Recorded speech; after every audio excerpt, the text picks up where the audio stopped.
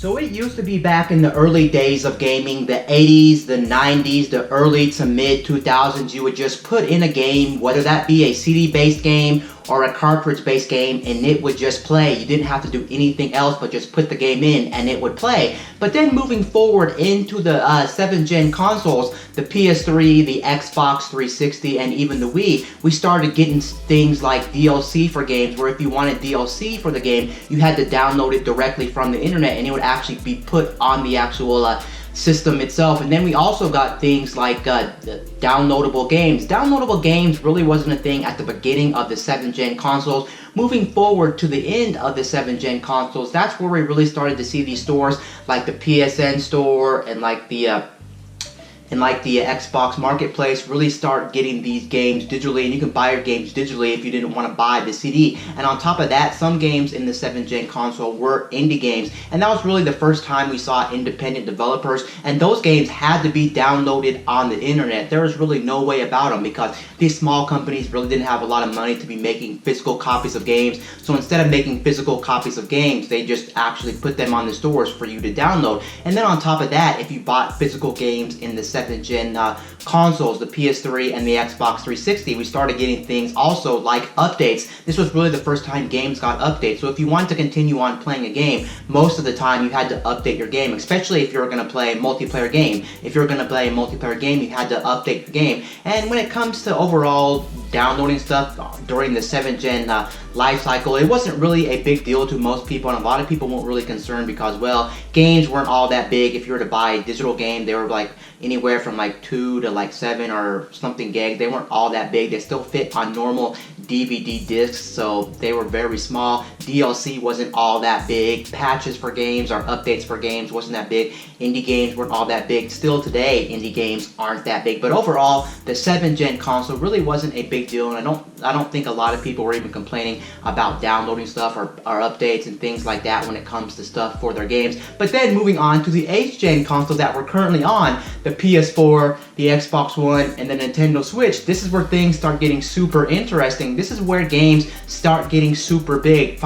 We finally move on to more games being full 1080p, and now some games, if you're on the PS4 Pro or the Xbox One X, are actually surpassing 1080p quality. And with games surpassing 1080 quality, whether that be 2K quality or whether that be true 4K quality or upscaled 4K quality, that's where you really start seeing games become very massive. There are games out there that are reaching well over 100 gig, and even the games that aren't reaching well over 100 games, a lot of games now are 60, 70, 80, 90 gig, and that is massive. And these consoles only come with a 500 to 1 terabyte storage base for the base unit, or even if you look around, you can find special deals on like limited editions, whether that be the Xbox or the PS4, where you can get consoles that are 2 terabytes in space. But luckily, it's really not that big a deal, since you can actually plug in a hard drive to these systems, and you can go well over 1-2 terabytes of space. And it just sucks that games are getting super big. It also sucks that the patches for the game are getting super big.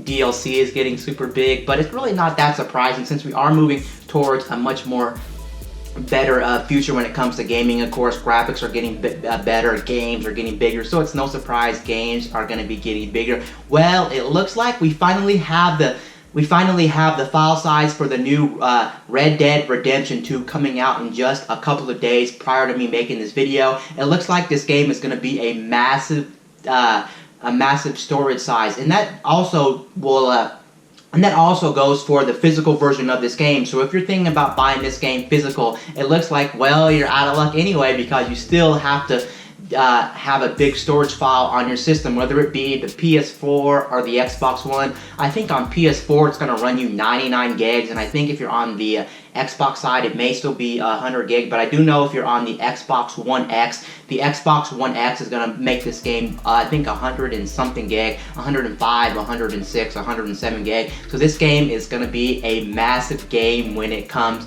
to actually getting this game, whether you're digitally downloading this game or whether you're going to be purchasing this thing physical. Just be warned, you're going to need a lot of space to actually install this game. Of course, if you buy this game digitally, you're going to need more space than when you buy this game physically. For some reason, it still kind of blows my mind that games just won't fit on Blu-rays anymore. And even if you buy the physical version of the game and you think you're going to be saving yourself storage and saving yourself installation time and whatnot, you're still going to have to download a big file for this game. It just goes to show you that Blu-ray discs are just not big enough to hold the whole entire game on the Blu-ray disc, so be ready for that. Like I said, luckily, even if you have like a 500 gig, 1 terabyte, 2 terabyte, you can always buy an external hard drive for your system. But it also sucks on top of the system you already currently own. If you're out of space, it looks like you'll have to delete something or buy a hard drive. I know a lot of people buy these systems, whether it be the PS4 or the Xbox One, thinking that 500 or 1 terabyte is going to be enough for their games. They install them, they run out of memory, they have to delete stuff, and on top of their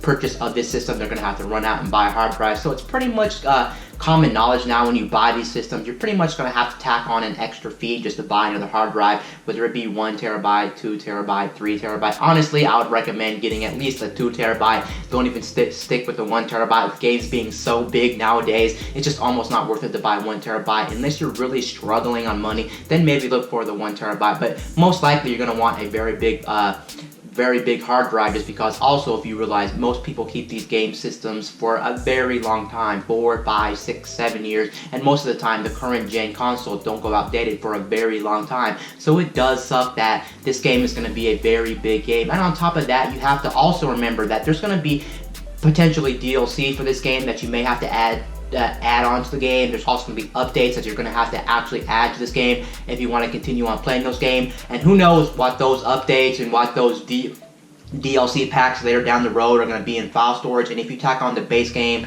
which is already a really big file size, and you add updates and add DLC throughout the years, and this is going to be a very big game. So make sure you have enough storage for this game, and make sure you're ready to download this game, because this is going to be a very big file size. Whether you buy the physical version of this game or whether you buy the digital version of this game, just be warned, this game is a very big game. And then, of course, moving on to the 9th gen consoles, which we've already confirmed are going to be where we're going to be getting a PS5 for sure, and then whatever the next Xbox is going to be called, they've already confirmed they're working on the next Xbox. Games are going to be super big for those games, and I hope that those companies like Sony and Microsoft realize that 500 and 1 terabyte are just not big enough for game consoles. Game consoles cannot be 500 gig for the base model, 1 terabyte for the base model. Heck, I don't even think next gen 2 terabytes is going to be enough for the base model. I think we should at least start at like 3, 4, 5, 6 terabytes. As crazy as that sounds, and some people may say, there's no way we're ever going to need that. But just look at file sizes now. They take up so much room. And you have to realize something too. This gen is a gen where not all games are 4K. Even if you have a PS4 Pro or if you have the Xbox One X, some games are upscaled to 4K, and some games do run it at true 4K if you're on the Xbox One X. But overall, graphics aren't a super big deal. They're not really a powerhouse yet to where they're taking a massive amount of storage. They're taking a lot of storage, don't get me wrong, like I just said, they're taking a lot of storage. But when we move towards the 9th gen consoles, oh my god, file sizes are gonna be big. They may even be 200 gig, 250 gig, 190 gig. They'll be well in the hundreds. Right now, a lot of games are not even going over 100 gig a lot of the times. But now in the 9th gen consoles, they're easily going to go over probably 100 gig. And the new norm for games are going to be 150 gig, 160 gig, 170 gig, with games being true 4K. Because I believe next generation with the PS5 and the Xbox, whatever they're going to call it, they're going to be true 4K games. And most games are going to play at a resolution of 4K.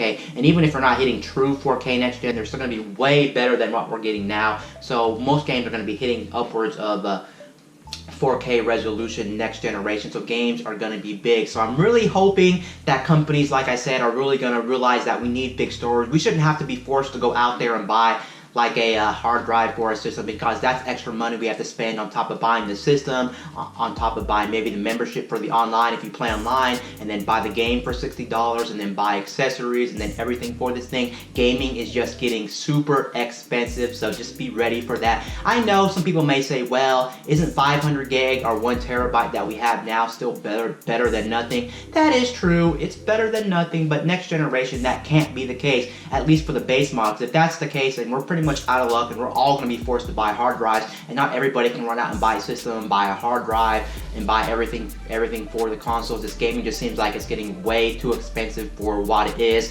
Anyway, guys, this is Wayne from My Tech News, signing out.